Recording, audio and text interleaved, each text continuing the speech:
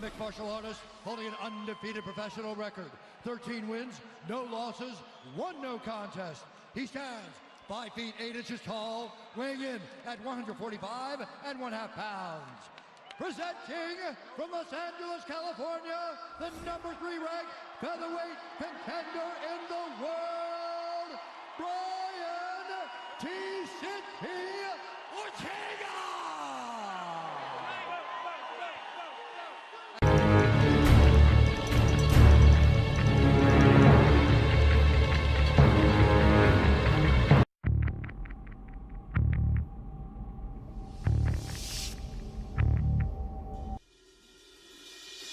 Jiu-Jitsu for me is sort of leverage.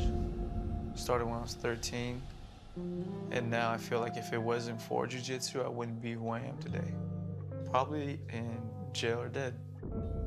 For a kid growing up in the Section 8 housing projects of San Pedro, California, life can be a fight. There isn't always a way out. But Brian Ortega had Henner Gracie and the Gracie Jiu-Jitsu Academy. Henner believed in me, and he never closed that door. The academy was my escape. I came out of here almost like baptized every time.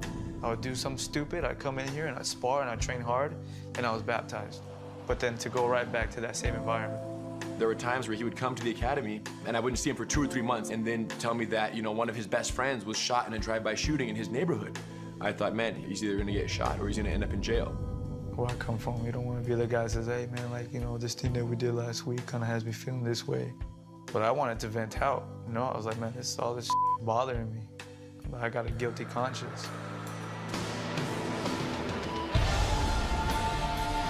It was a matter of being there as someone that was not part of his outside life, that supported him, believed in him, and always welcomed him back with no judgment. He would try to give me the right advice, but it was coming from a source that didn't understand fully what I was going through. Brian's loyalties kept him involved with trouble on the streets, while his Gracie Jiu-Jitsu had his name circling amongst the local underground fighting scene, piquing the interest of a local boxing coach. At the time, he was 17 years old, and where he lives is no joke. Fortunate enough that I seen him with these guys, he shouldn't have been hanging around with. I go, it's gotta be him, that's him. And instead of saying hi like a normal person would, he came up to me and looked at them and looked at me and told me, he goes, what are you doing with them? I looked at him like, oh, you just said the wrong thing right now. But the guy that was with me pretty much backed down from James, and that's when I felt the aura, like, wait, who is this guy?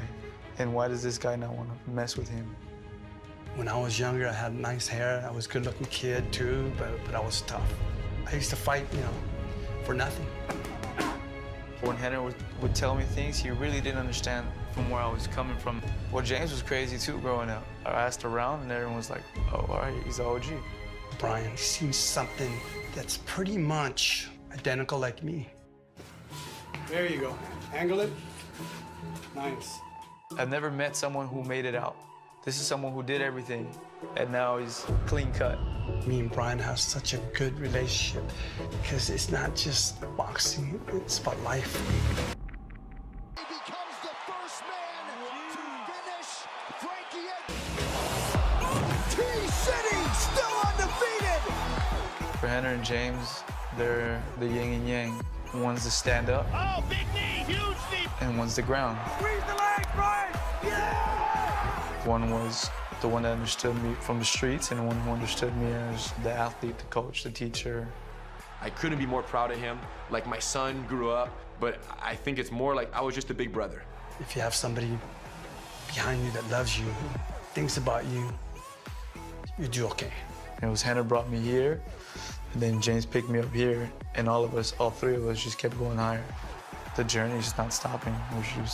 I feel like it's just getting started.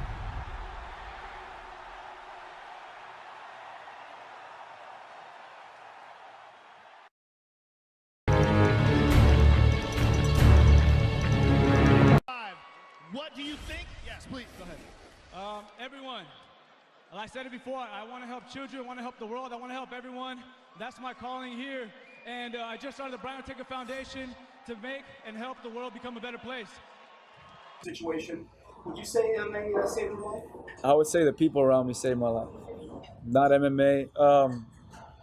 Just the people around me, you know, like Henry Gracie, James Larson, people who said you're better than this, told me you don't belong in this world, and you know, pretty much MMA and jiu-jitsu and training gave me an escape, you know, like I would always train, I would feel good, but I'd go back to doing what I was doing, and to have people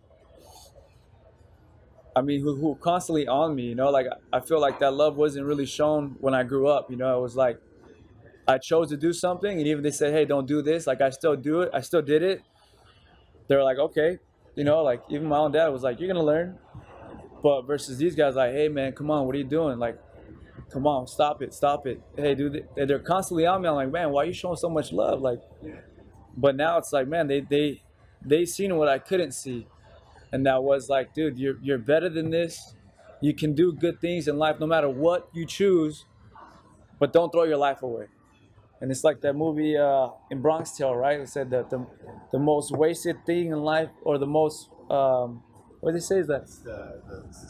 The saddest thing in life is wasted talent, you know? And that's what I feel like the people around me, like Henner and James, that they pretty much really helped me see that, you know? If you stay in touch with it,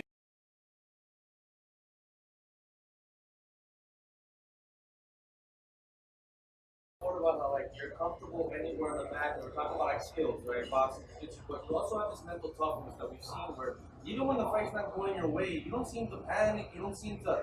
Do you think you have a higher mental toughness in that capacity versus some of the fighters? You know, I feel like I've been through so much that 15 minutes, 25 minutes of my life, it's not gonna faze me, you know? Like, the way I look at it is, what can you do to me that hasn't been done to me already before?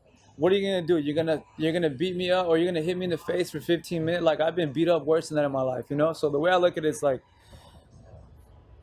my whole entire career, I've had nothing to lose. I've always been the underdog. I've always been counted out. And for me, that I just thrive on it. You know, I always say it's cool being the underdog because I'm cool in my doghouse. You know, I love it. I love when the doubters are there. And especially when I'm in there, there's always like that, hey man, like I'm still in the game, you know, I got a chin, you know. It's been proven the doubters, I don't really let them get to me. You know, like I see the comments, it's inevitable, you're gonna read what they say. Sometimes you're like, I just wanna write back. And like I really wanna, like, you know, some points you're like, dude, how can you deny like the fact, you know? And then you're like, wait, why are you? I'm like writing in, I'm like, don't send it, bro, don't send it, it's not worth it. And then like the next day, my friend's like, did you see what that guy wrote? Like, I wrote back to him, I was like, no, I was like, what'd you do? To the point where like a lot of fighters I fought, they had blocked my friends. Like, I got one friend who's famous for getting blocked for always just defending me, you know? And I'm like, bro, just leave it alone. He's like, nah, F that, man. Like, you're my homie. Like, I got your back. I'm like, all right. Go ahead. I'm like, what do you write back, though?